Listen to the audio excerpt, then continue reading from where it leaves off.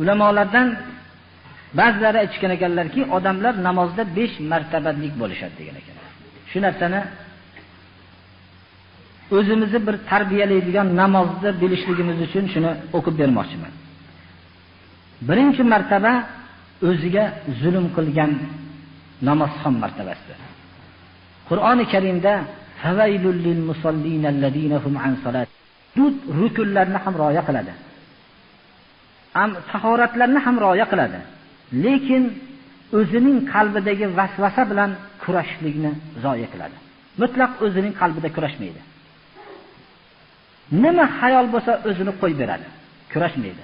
Bundan murod hayoliga bir narsa kelmaydi demoqchi emas. Inson borki, hayoliga bir narsa kelishlikka shayton vasvasa qiladi. Lekin shu bilan bo'lgan kurashga e'tibor bermaydi. Nima xohlagan xayol kelsa qo'yib beraveradi o'zini.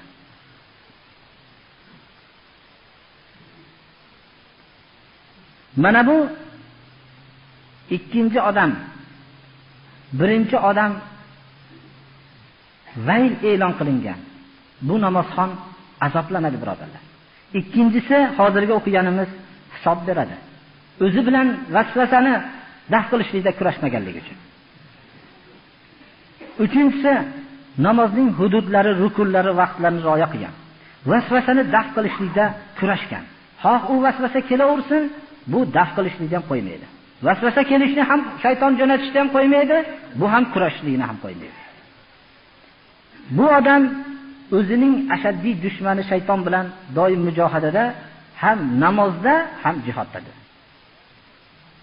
To'rtinchi odam namozga turadi, eng huquq rukunlari, hududlarini komil qilgan holatda. Qalbini butun hududlarning rioyasiga bag'ishlaydi. Biror bir narsani zoya qilib qo'ymaydi deydi. Balki hamma maqsadi namozni barpo qilishlikka. Mana bu odam namozni Rabbining ubudiyati bilan sifatlanayotgan kishidir. Ya'ni Rabb taologa haqiqiy abd bo'la olayotgan kishidir.